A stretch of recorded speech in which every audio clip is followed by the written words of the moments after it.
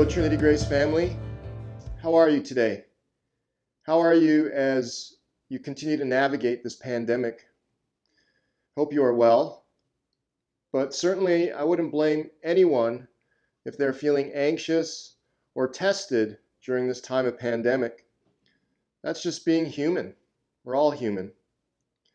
But the Christ follower, we have a precious benefit that comes from faith in Christ. You and I are privileged to the peace of Christ ruling in our hearts. So, friend, I hope that you know Jesus' peace in this pandemic. To that end, each week I'd like to share with you a psalm and to find peace in those psalms with the psalmist. I so appreciate the psalmists because they were real human beings with the whole range of human emotion and experience, and yet through it all, they ultimately found their hope in God, and they looked to Him to provide answers and His peace. I love the Hebrew word and concept for peace. Perhaps you've heard the word before, shalom. And that is such a beautiful and powerful word.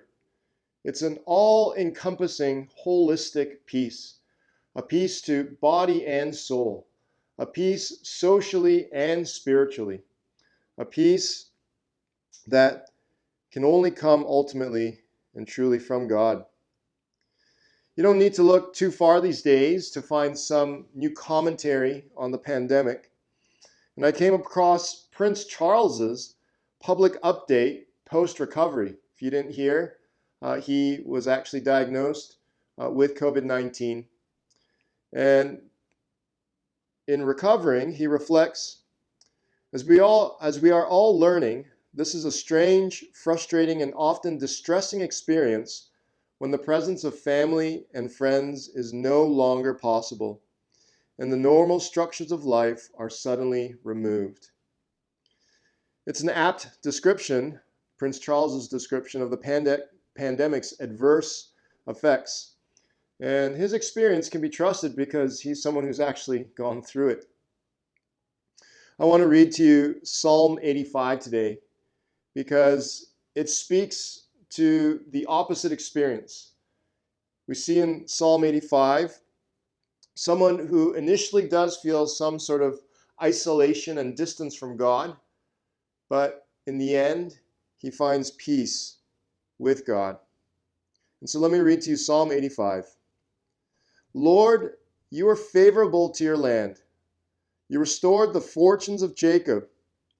You forgave the iniquity of your people. You covered all their sin. You withdrew all your wrath. You turned from your hot anger. Restore us again, O God of our salvation, and put away your indignation toward us. Will you be angry with us forever? Will you prolong your anger to all generations? Will you not revive us again, that your people may rejoice in you? Show us your steadfast love, O Lord, and grant us your salvation. Let me hear what God the Lord will speak, for he will speak peace to his people, to his saints, but let them not turn back to folly. Surely his salvation is near to those who fear him, that glory may dwell in our land. Steadfast love and faithfulness meet. Righteousness and peace kiss each other. Faithfulness springs up from the ground, and righteousness looks down from the sky. Yes, the Lord will give what is good, and our land will yield its increase. Righteousness will go before him and make his footsteps a way. I want to share with you one simple big point from Psalm 85. The greatest peace for the psalmist is peace with God. The psalmist is describing some sense of wondering if God is still angry with him and his people. Certainly, as we see the onslaught of the pandemic, and we see the pandemic, by definition, a pandemic is something that affects the world. And as we see the pain and suffering of the world, not just one country, it surely does make us wonder, are we being punished? Why is God allowing this?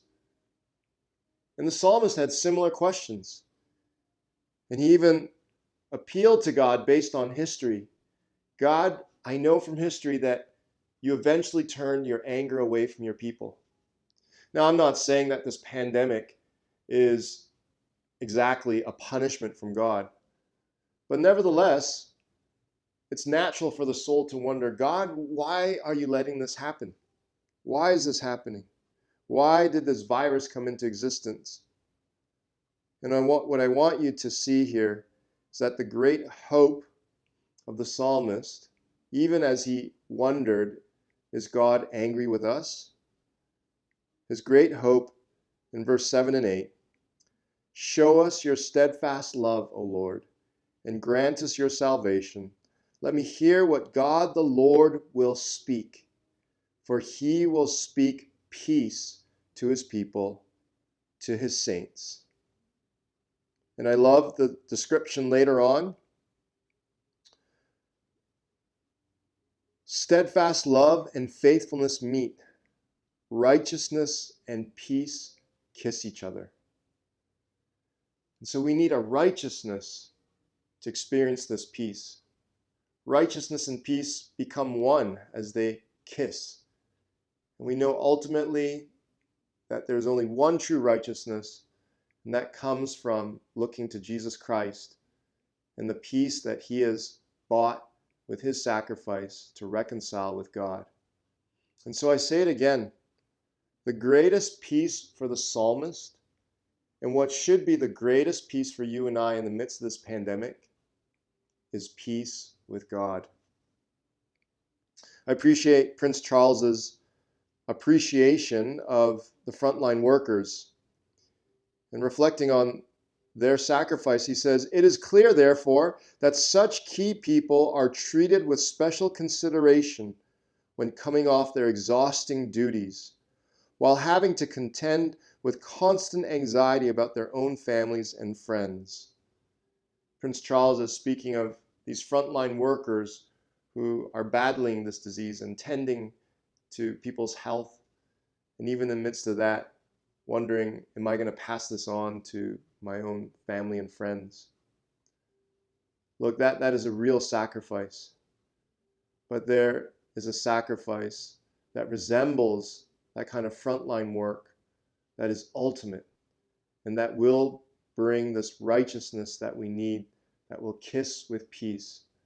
And we know it's Jesus who went to the very front line as humanity was dying in the disease of sin. And so again, the greatest peace in the midst of this pandemic and all through life, no matter what suffering and pain we face, is peace with God. And so I hope no matter what you're feeling in these days, that you would focus on the peace of God that you have in Christ, and that would sustain you. God bless.